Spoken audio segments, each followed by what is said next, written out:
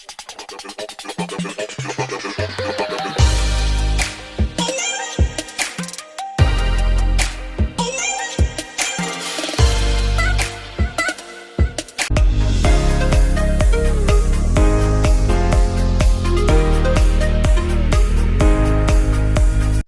morning students, I'm Jitan Mishra and today we will discuss about the chapter 5 calculating in MS Excel 2010. So first, the data in this bill is arranged into rows and columns. तो जैसा कि हम देखते हैं कि MS Excel में हम क्या कर सकते हैं, अपने डेटा को अरेंज कर सकते हैं रोज़ एंड कॉलम्स में. It is called a spreadsheet. इसको हम क्या बोलते हैं, spreadsheet. You can use a program called Microsoft Excel to create spreadsheet in a computer. हम Microsoft Excel जो एक प्रोग्राम है उसमें अपनी स्प्रेडशीट को बना सकते हैं, क्रिएट कर सकते हैं. You can use a spreadsheet to enter data and save it. हम उसमें डेटा को एंटर कराएंगे और बाद में उसको सेव कर लेंगे. You can also perform calculation on the data in an Excel spreadsheet. इस तरीके से हम अपने डाटा को कैलकुलेट भी कर सकते हैं जो हमारी स्प्रेडशीट पे हमने अभी एंटर किया था. Next thing is starting MS Excel 2010. हम किस तरीके से MS Excel 2010 को स्टार्ट करते हैं. So to start MS Excel 2010 follow some steps like click on start button. After that click on all programs and after that click on Microsoft Office and last Microsoft Office Excel 2010. In this page, the Excel window opens to display a new file. तो जब हम अपनी Excel file को start कर लेंगे तो वहाँ पे एक नई फाइल सबसे पहले ओपन होके आएगी. An Excel file is called the workbook और उस फाइल को हम बोलते हैं workbook. You can compare a workbook to a notebook. हम उस वर्कबुक को एक नोटबुक से कंपेयर कर सकते हैं. Just a notebook consist of pages, workbook consist of worksheets. जैसे कि हमारी नोटबुक में कई सारे पेजेस होते हैं, उसी तरीके से उस वर्कबुक में भी बहुत सारी वर्कशीट्स होती है. A worksheet has rows and columns where you can enter the data. जैसे हम उस वर्कशीट को देखते हैं कि उसमें कई सारे रोज़ और कॉलम हैं जहां हम उनका यूज़ अपने डेटा को एंटर करने में कर सकते हैं. The key parts of an Excel worksheet are shown in the figure. जैसा कि हमको ये जो फिगर है इसमें हमें दिखाया जा रहा है कि कुछ कॉलम्स हैं, कुछ वहाँ पे हमें रोज़ हैं. तो उन सब चीज़ों को हम इस पिक्चर में देख सकते हैं. Next heading is part of an Excel worksheet. A worksheet has a number of parts. एक वर्कशीट में कई सारे पार्ट्स हो सकते हैं, rows, column and cells. First हम समझते हैं कि रोज़ और कॉलम क्या होते हैं. In an Excel worksheet rows run horizontally and column run vertically. हमारी जो एक्सेल वर्कशीट है उसमें जो रोज़ होती हैं वो हॉरिजॉन्टली होती हैं, जबकि जो कॉलम होता है वो वर्टिकली होता है. In the intersection of a column and a row called a cell. तो जहाँ पे हमारा कॉलम और रो इंटरसेक्ट हो रहा होता है वो एक सेल कहलाता है, जहाँ पे हम अपने डेटा को एंटर कराते हैं. Next is row heading and column heading. अब किसी भी रो का एक आपको हेडिंग दिया होता है. जैसे अगर हम रो में बात करें तो 1 2 3 4 अप टू आगे बहुत भी सारे होते हैं, तो ये उसका एक एड्रेस होगा. इसी तरीके से कॉलम में ABCD करके आपको दिया होता है, तो ये कॉलम का हेडिंग हो जाएगा. अब next heading is cell address. To differentiate between cell in a worksheet an address is assigned to each cell. हमें अलग अलग सेल को डिफ़ाइन करने के लिए उसका एक एड्रेस दिया जाता है जिससे हम पहचान सकते हैं कि हम किस सेल में अभी वर्क कर रहे हैं. A column heading allowed by a row heading creates a cell address. तो जो कॉलम और हमारी रो की हेडिंग होती है उन दोनों को मिला के एक हमारा सेल एड्रेस बनता है. जैसे अगर हम रो 1 लें और कॉलम A लें तो दोनों को जब मिलाएंगे तो बनेगा A1. जैसा कि आप ऊपर पिक्चर में देख चुके हैं, वहाँ पे A1 करके लिखा हुआ था ऊपर कॉर्नर में, तो वो उसका एड्रेस आ रहा था, इसी को हम बोलते हैं cell address. Next is active cell. What is active cell? When you click on a cell, a thick black border appear along its boundary. This is called active cell. जब भी हम किसी भी सेल पे क्लिक करते हैं तो वहाँ पे एक ब्लैक कलर की डार्क बाउंड्री आ जाती है, उसी को हम एक्टिव सेल बोलते हैं, यानी कि वो हमारी सेल एक्टिव होती है जिसमें हम वर्किंग के लिए तैयार होते हैं। Next is name box. The name box display the cell address of an active cell. Name box जो होता है उसमें हमारी एक्टिव सेल का एड्रेस शो करता है। Next heading is formula bar. The formula bar displays the contents of the active cell. You can also click the formula bar to centre data into an active cell. Formula bar जो होता है वो हमारा जो भी हम cell में लिख रहे होते हैं उसको शो करता है, यानी कि हम जितना भी कंटेंट उसमें टाइप कर रहे होते हैं वही वहाँ पे शो करता है। Next is file tab.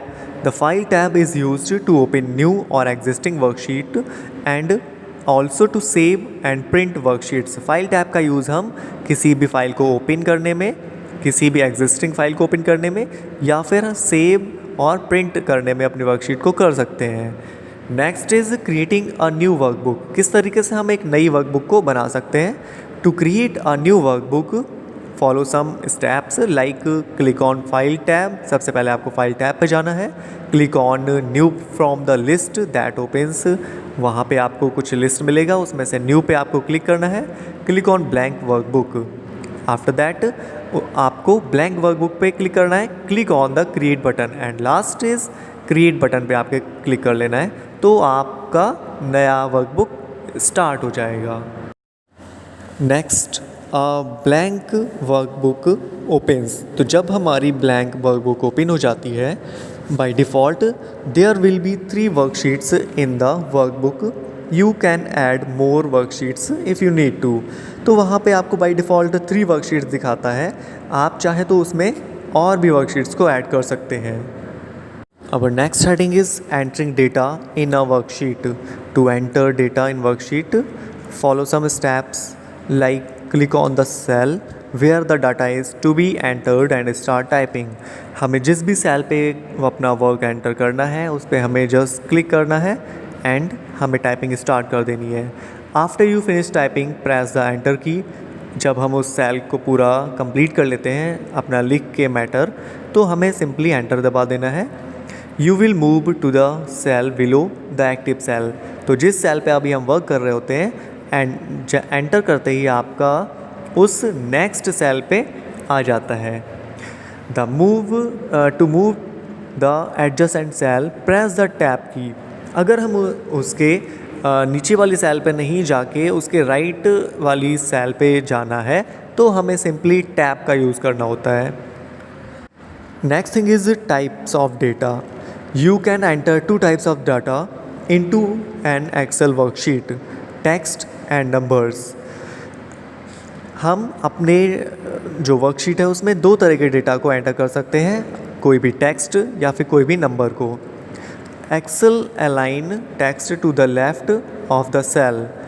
Excel align number to the right of the cell. तो अगर हम उसमें कोई भी टेक्स्ट लिखते हैं तो वहाँ पे वो लेफ़्ट साइड में जाएगा, लेफ़्ट अलाइनमेंट में, जबकि अगर हम कोई भी नंबर को एंटर करते हैं तो वो राइट साइड में जाएगा सेल के। Our next heading is editing data in a worksheet. You can change the data in a cell. To do this, follow these steps. Select the cell by clicking on it. हम अपने data जो भी हमने लिखा है उसको edit भी कर सकते हैं। हमें क्या करना होगा? Select the cell by clicking on it. हमें बस उस सेल को सिलेक्ट करना है क्लिक करके। Start typing the new data and press the enter की। और हमें टाइपिंग कर ली है जो भी हम नए डेटा को वहाँ पे एंटर कराना चाहते हैं, और टाइप कर लेने के बाद में हमें सिंपली एंटर को प्रेस करना है। You can also change a part of the data. To do this follow these steps. Double click on a cell, a cursor will appear in a cell. Move the cursor to the desired place using the arrow key and change the text. Once you edit the text, press the enter key. अगर हम चाहते हैं कि जो हमने cell में अभी data लिखा हुआ है उसी को हम एडिट करें, नया टेक्स्ट हम नहीं लाना चाहते हैं, तो हमें क्या करना होगा, उसी पहले लिखे हुए टेक्स्ट पे आपको डबल क्लिक करना है सेल पे। जिस सेल को भी हम एडिट करना चाहते हैं उसमें आपको डबल क्लिक करना है। डबल क्लिक करने के बाद में आप उस डेटा को एडिट कर सकते हैं, और एडिट करने के बाद में आपको सिंपली एंटर की प्रेस कर देनी है। Next is undo and redo. तो अंडू और रीडू को हम पहले भी कई बार यूज़ कर चुके हैं। अंडू का मतलब होता है पिछले वाले उस पर जो हमने एक्शन किया हुआ था उस पर वापस जाना, और रीडू का मतलब होता है उस किए गए एक्शन को कैंसिल करना। Next thing is calculating in Excel. हम अपने एक्सेल वर्कशीट में अपने डेटा को कैलकुलेट भी कर सकते हैं। You can do mathematical operations such as addition, subtraction, multiplication and division in Excel. The operators use for the doing calculations are in next table. तो जो भी हमें कैलकुलेशंस करनी होती है उनको हम ऑपरेटर्स यानी कि उनके सिंबल्स के साथ यूज़ करके अप्लाई कर सकते हैं। जैसा कि हम देख सकते हैं हमारी इस टेबल में कई सारे ऑपरेटर्स दिए गए हैं, जैसे कि ब्रैकेट, ऑर्डर या पावर जिसको बोलते हैं, divide, multiply, add, subtract.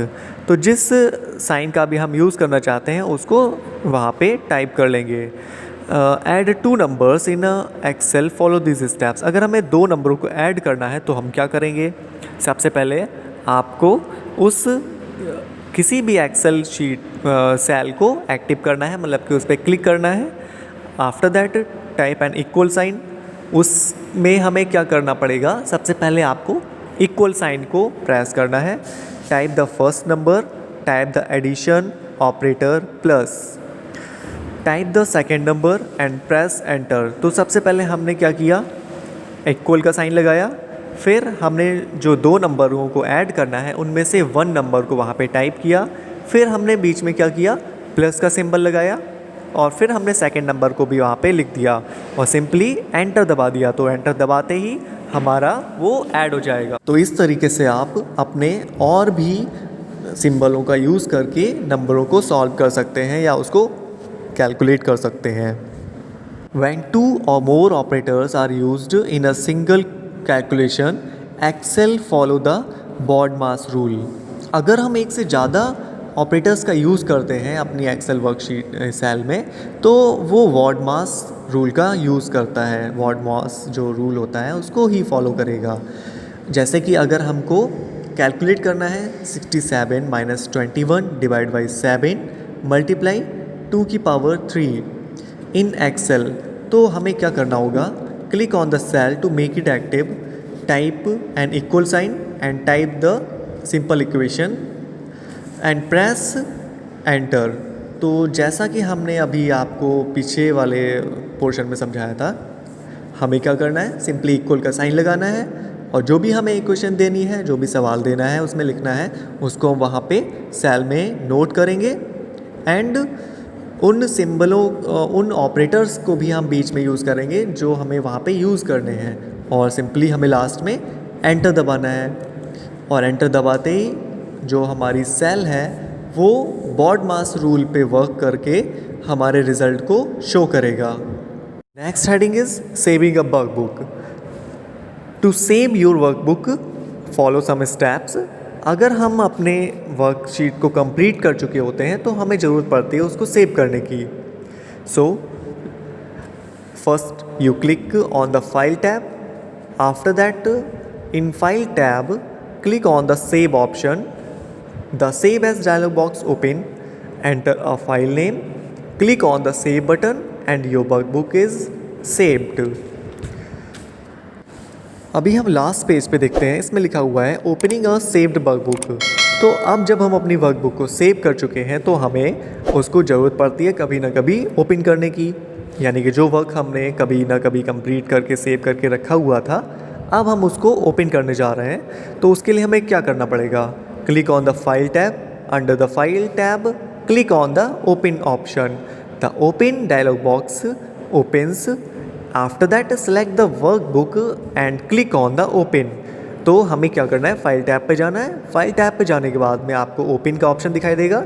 Open पे जैसे ही आप क्लिक करेंगे तो एक डायलॉग बॉक्स ओपन होके आएगा, उसमें आपको उस वर्कशीट का नेम लिखना है या फिर आप सेलेक्ट करके भी उसको ओपन कर सकते हैं।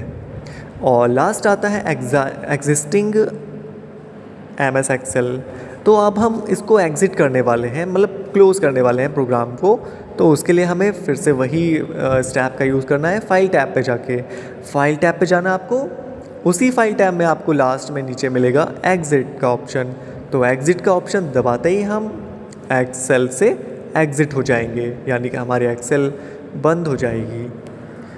तो आज के हमारा जो चैप्टर था उसमें हम लोगों ने अपने MS एक्सेल में कुछ कैलकुलेशंस करने सीखे। Thank you for watching.